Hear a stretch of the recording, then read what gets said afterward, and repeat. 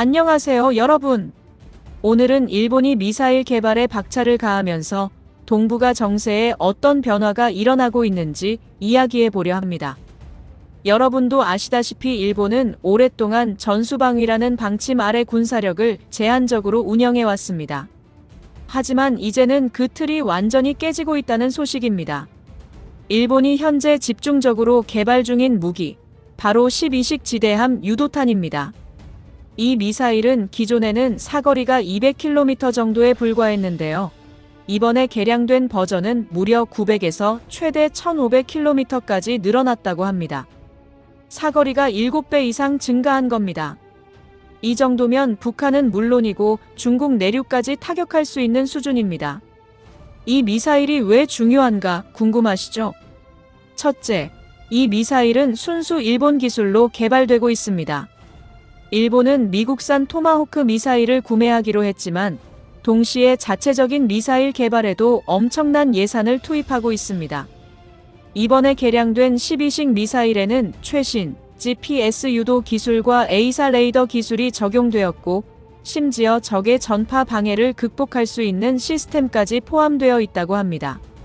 둘째, 이번 미사일 개발은 일본의 방위 전략이 근본적으로 바뀌고 있다는 신호입니다. 일본은 2022년에 새로운 방위 전략을 발표했는데요. 여기서 눈에 띄는 점은 바로 반격 능력이라는 개념을 도입한 겁니다. 전통적인 방어 개념을 넘어서는 매우 공격적인 방향 전환입니다. 일본 헌법이 규정한 전수방위 원칙을 사실상 폐기한 셈입니다. 셋째, 일본은 극초음속 미사일 개발에도 박차를 가하고 있습니다. 극초음속 미사일은 마하 5 이상의 속도로 날아가는 차세대 무기입니다. 현재 일본은 이 기술을 이용해 전 세계적으로 경쟁력을 갖추겠다는 목표를 가지고 있습니다. 그렇다면 일본이 이렇게 군사력을 강화하는 이유는 무엇일까요? 크게 두 가지로 볼 수 있습니다. 하나는 중국의 부상입니다. 중국은 최근 몇 년간 군사력을 빠르게 키우며 동북아에서의 영향력을 확대하고 있습니다. 일본 입장에서는 이런 중국의 군사적 확장을 견제할 필요가 있다고 본 겁니다. 또 하나는 북한의 핵과 미사일 위협입니다.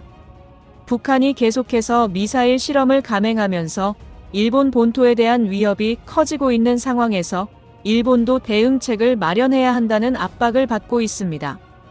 이와 동시에 일본은 2027년까지 GDP의 2%를 방위비로 사용하겠다는 계획을 세웠는데요. 이는 일본 역사상 전례 없는 규모입니다.